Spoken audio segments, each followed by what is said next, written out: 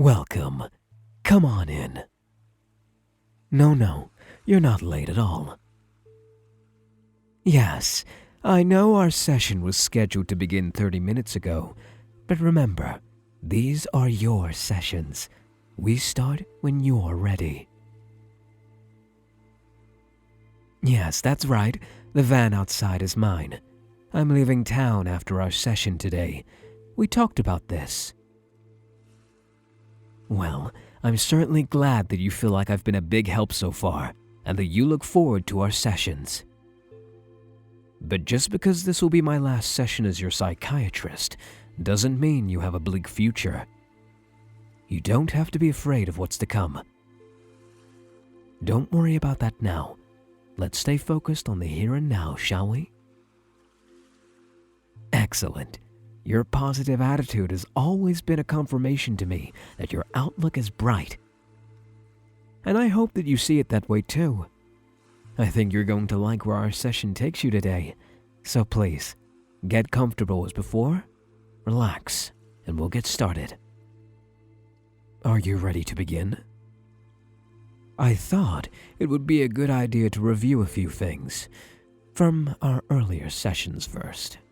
Would that be okay with you? Very good.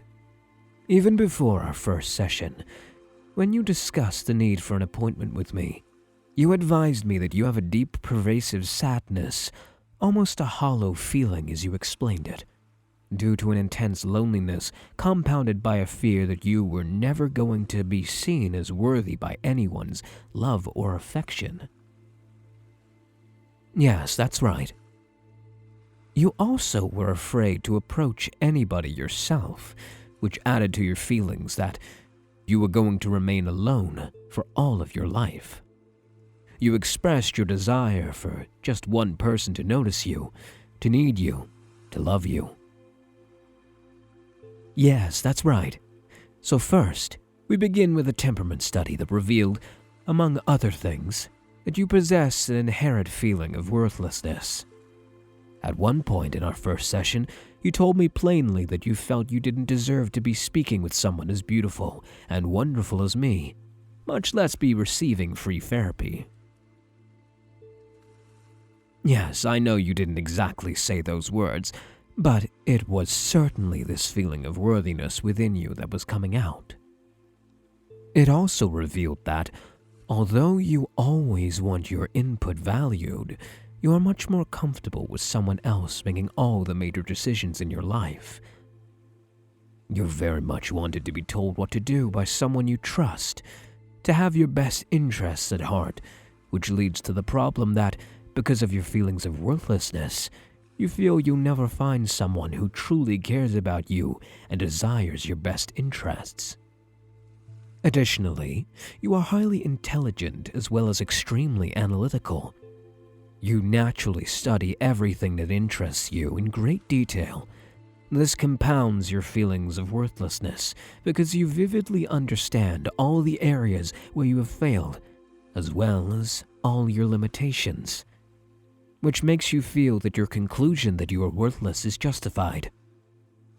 You also possess a very high degree of empathy, so that when you fail others, which you feel is inevitable, you hurt for them to such a degree that you feel that the best thing for them would be that you remain out of their lives. These aspects of who you are all increase your feelings of worthlessness and intensify the belief that you will always be alone. Is that right? Moving on, we discussed the lack of support throughout your life from parents, teachers, other students, or colleagues, and even the few romantic partners you've been capable of beginning.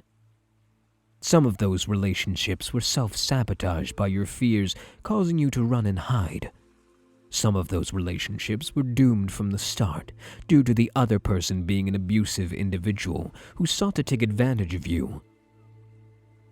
And some of those relationships failed because you tried to be somebody you were not, due to your belief that who you were could never be good enough. But that led only to their leaving when they found out that you were lying to them about who you were. Does that all sound correct? Or is there something you would like to add? And finally, we discussed how your own actions of hiding from the world, which stem from the reasons I've just listed, have isolated you from others and have kept you in a downward spiral of depression that is slowly consuming you. And that is what prompted you to accept my offer of help. You feel your own life is out of your control, and you have asked me to help you regain it. Would you say I've summed it up correctly?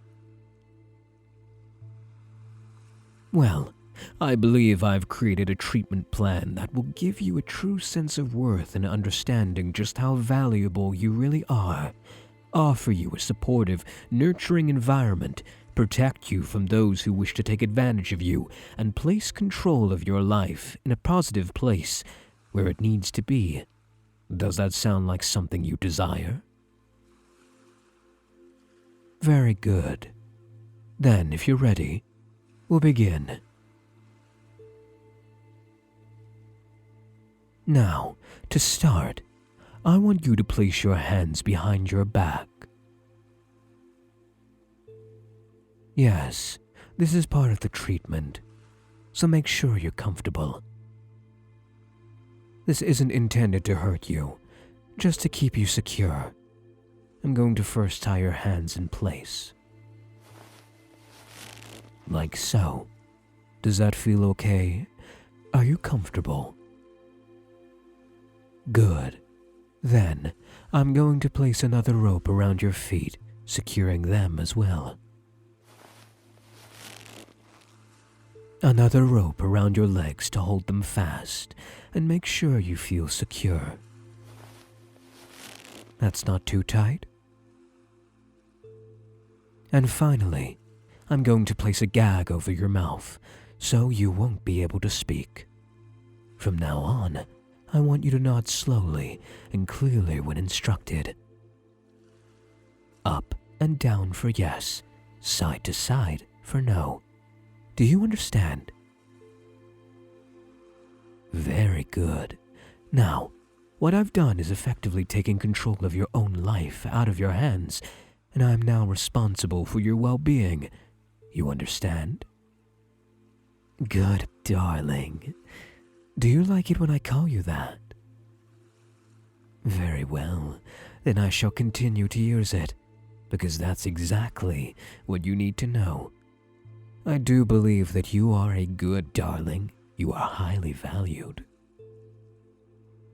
You need to understand that the feelings of worthlessness inside of you are simply a part of who you are and do not reflect the reality of your situation.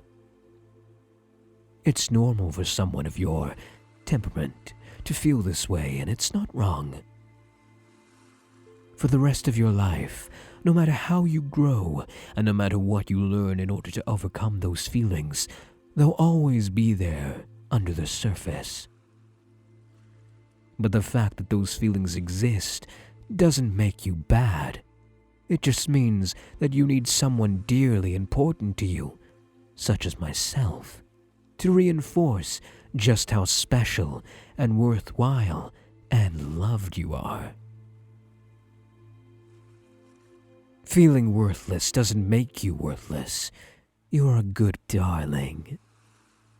But since it's so difficult for you to intrinsically understand that on your own and to gain a feeling of self-worth internally, you've been tied up, bound by your own thoughts and emotions. You require an external source, like me, that will be loving and nurturing to let you know that incredible value you have, and yet forceful enough to overcome your own tendencies towards negativity and keep you from escaping the place of safety and love I've created for you. To let you know the perfection I see in you. His good darling.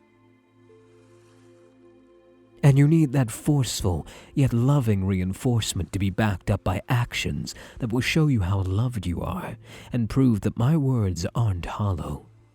You need me to let you know that you're a good darling. But you also need me to show you how valuable and loved you are. So what I'm going to do is sit here beside you and then gently lower you down so you're resting your head on my lap. That's a good darling. Are you comfortable? Very good. And if I gently massage your scalp like this, does that feel good to you? Does that let you know how much I care for you and desire your well-being? Very good. And as I continue to softly caress your head, I will continue to tell you that you are a good patient, the most beautiful person on earth, and my most valued treasure. You are the reason I get up in the morning, and the last thing I think about before falling asleep at night. I would do anything to make you feel loved, protected, and happy. Does that lift your spirits and make you feel better hearing me tell you such things, my good darling? Yes, of course it does. And why wouldn't it? Those are the positive, affirming, caring things you've longed for someone to tell you all in your life. But it is very important. Do you believe it when I say those things? No, that's right. Why would you? I'm just a psychiatrist who is telling you such things because that's his job, right? You are intelligent and analytic, as I've said, and that part of you knows that you can't believe that I could really think that you're the most beautiful person on the planet, or you're the greatest treasure I could ever possess. And so, I must be exaggerating for the psychological effect I'm looking for. Right? Because I'm only a psychiatrist who's doing his job properly, who only just met you a little more than 2 months ago, and has only had a handful of sessions with you. How could you be expected to believe such claims from a person like me? And even if you did believe me that I longed to be with you more than anything, it wouldn't matter, because as a psychiatrist, I'm not allowed to enter into such an intensely involved relationship with a patient. But what if I told you that I wasn't actually a psychiatrist? What if I told you that in reality I thought you were so special and so wonderful that I had been watching you for several months? What if I told you that I had tried to get your attention, but you ignored me and rejected me because you found me so beautiful and so wonderful that you hid from me because of the feelings of worthlessness I just reviewed?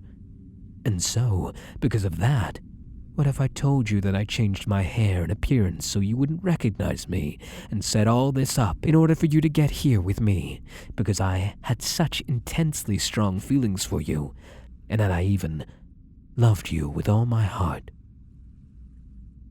And for all of the time that I've been watching you, I've longed for the day that you were mine like this, lying on my lap, having allowed me to tie you up, letting me stroke your precious hair with my fingers, and telling you what a good darling you were. If I told you all that, would it help you know that you have value, that you have worth? Would it help you understand just how special you are, knowing that someone would go to all that trouble to make you his? Good darling, good darling. Because here's a secret, and I believe it's the secret making you truly happy. All of that is absolutely true. I fell in love with you from the first moment I saw you, and have tried to get you to notice me. But you shut me and everybody else out of your life, so I resorted to other means. I've studied you for some time, and the piece of art in your bedroom that you thought you'd won in that raffle was actually a camera. I've been watching everything. I know your habits, the food you like, the games you play, the amazing skills and talent you possess, and the shows you watch. I even know that you are a deep, peaceful sleeper. And I have loved falling asleep with you imagining that you were lying beside me, feeling safe and cared for in my presence. But none of that insight gave me access to your heart and mind. I had to know why you wanted to hide from me. And so, on one of your long hikes in the woods, I pretended to have a sprained ankle and allowed you to assist me, and in return for your kindness, I offered you these psychiatric sessions for free. It was here that I discovered what drives you to hide from everyone, to hide from me. And so now, with you laying on my lap, staring up, longing at me with those beautiful puppy dog eyes, I'm letting you, my good darling, know that you no longer have to feel afraid of being alone. I'm making you mine. I've tied you up and never going to let you go.